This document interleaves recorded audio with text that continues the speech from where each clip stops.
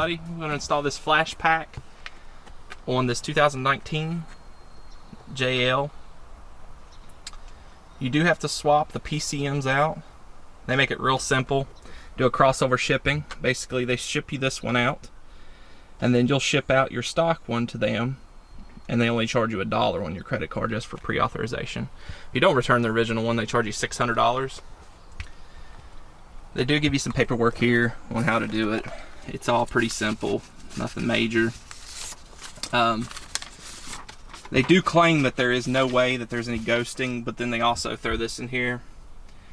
Basically it says swapping your PCM can generate a trouble code that's hidden, so there is some type of ghosting, but they kind of misinform you on that. And then there's the information on the PCM swap. And here's the procedure on how to start it up after you change the PCMs and all that, but I'll run you through everything. But the first things first, you're going to want to update this particular tuner. It comes as a Flashcal. They do make the Trail Dash too. This one here, you just need to get it on your PC, update it with the Ignition app. You have to pay an additional $174.99 to unlock the tuning, but that includes the PCM swap. So let's get to it. Let's go ahead and tear it apart, and I'll show you everything you need to know. Before you start anything, what you're going to have to do is there's a plug-in, which I don't know if you can see this real well. It's right above the OBD2 port. You'll unhook it, and you'll install this bypass module. Once that's installed, you hook up your tuner, and then we'll move on to the next step. Alright, before moving forward, make sure the unit is up to date. Going to the tune option, turn the ignition on, which it is, into the run position. Hit OK. Click Tune Vehicle. It'll say gathering data from factory ECU.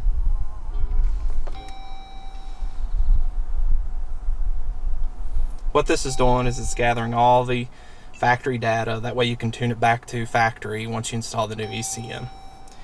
It says successfully retrieve data from the factory ECU. Proceed with installing the unlocked ECU. So let's move on to that. Okay, first step, what we're going to do is we're going to remove the negative terminal from the battery and also remove these two grounds off the body. Alrighty, once you got those removed, you're going to have a 10mm socket on one side and a 13mm bolt on this side, and then the terminal itself is a 10mm. Once you get that done, we're going to move over here to the air intake. We're going to unplug this sensor right here. Once it's unplugged, what we'll do is unbolt the intake and then remove these two 10mm bolts here and move the air intake up here out of the way so we have better access to the ECM on this side. A little bit of a tip here, there's two Christmas tree holders here, these trim piece clips. Pick you up one of these, helps tremendously, it'll pop them right out. Alright, we got the air intake out of the way. You have two clips here on both sides. You can go ahead and remove these, and then behind there there'll be 3 bolts that you'll have to remove in order to pull the ECM out. This is the location of the first bolt. It's closest to you. It's a 10mm. It's 10mm for all other 3 bolts. And bolt location is going to be right behind this little stud right here. Whenever you remove this first one, there is a ground wire coming off of it, so just be really sure to reconnect that before you go ahead and try to start up the vehicle. ECM out. The last bolt location has a stud which this ECM slides upon. You'll have to kind of finagle it, that's why you have to take the intake off, but it's just a bolt, it's a 10mm bolt holding it on. But we got that in, so let's go grab the new one and install it. New ECM looks identical. Just follow the same steps to install it. We're going to go ahead and slide it in there, and I'll get everything bolted up, and then we'll move to everything hooked back up on the intake side. Just don't forget to plug that sensor back up and clip back in your wires here. But we're going to go ahead and hook up the negative terminals over on the battery, and we're going to start the tuning. Alright guys, so once you got everything done, you go ahead and plug this up. This is what the tuning looks like. Now, there's an initial process where it communicates with the computer. It takes about 5 minutes. I'm not going to bore you guys with that. It's just a bunch of flashing lights and it reading the data. So we have quick options, which is basically your standard Flashpaq stuff. that you don't have to unlock to do. Vehicle settings, tire size, gear ratio, transfer case. You can change all that so your shifting points are the same. We also have, alright, there we go, one touch length. The seatbelt reminder, it'll turn it off so it doesn't beep at you. And then the auto start and stop is kind of deceitful. Basically, it just instructs you to take out the sensor under the hood, which is in another video that I'm about to put up. It doesn't actually disable it. It still throws the trouble code, a little start-stop icon at the top, warning you that it needs to be serviced. So, other than that, we're going to show you this real quick. What happened was I tuned it, and apparently they don't tell you this, but you can get a trouble code for camshaft positioning sensor. It says something along those lines. There's a cam and crank calibration here. Then it runs a little cycle and it calibrates it and it gets rid of that trouble code for you. Of course, that's nowhere in the instructions. I had to figure that on my own. It's kind of buried in there. So we have brake caliber, calibration and stuff like that, resetting modules. So the actual tuning part, once you get into it, now you have several different power levels. I'm running a 93 octane. The number beside it's the octane of fuel that it requires. You do have a stock mode. These give various amounts of horsepower. You do have a crawl mode for off-roading. So and it takes about 2 to 3 minutes to tune it. Nothing major. Runs right through. A lot of flashing lights. Things are going to be going crazy in the cab, but other than that, no big deal. Alright guys, let's take this thing down the road and see what it does. So I'm going to do like a quick little launch here.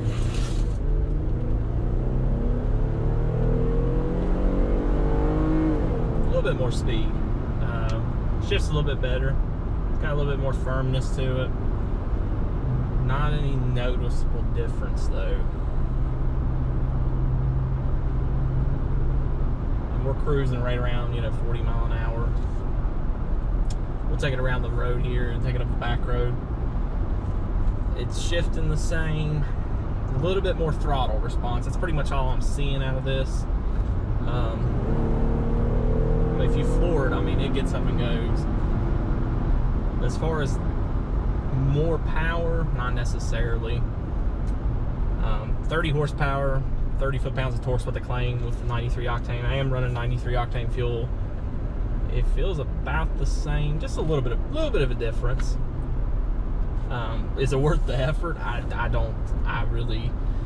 It's up to you, really. If you want that little bit more power, a little bit more throttle response, then yeah, it'd be perfect for you. Not only does the tuner, allow you to change tire size, change your speedometer, rev limiter, changes a lot of stuff. It's kind of necessary whenever you're going with a bigger tire. You're going to have to upgrade, get you a trail dash just so you can change your speedometer. Also change the shift points and everything like that.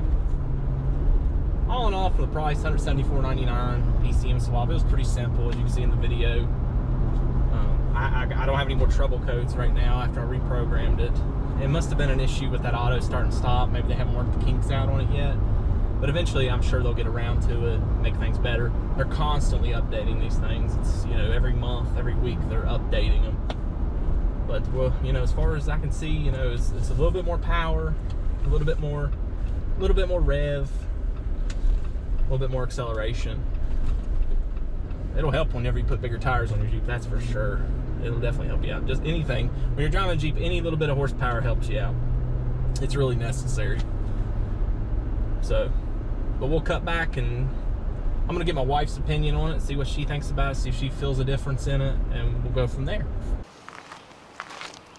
Alright guys, we got this thing finished up, got it tuned. Don't really tell big of a difference. There's a little bit more pep in it, 30 horsepower and 30 torque.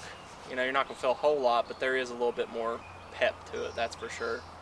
My wife couldn't even tell the difference, so I hated that we had to run into those problems with the check engine light and stuff like that and getting that lined out, but I do have that out there for you guys. That way you can line it out and it doesn't, scare you. We ran into the same issue, we got it fixed up.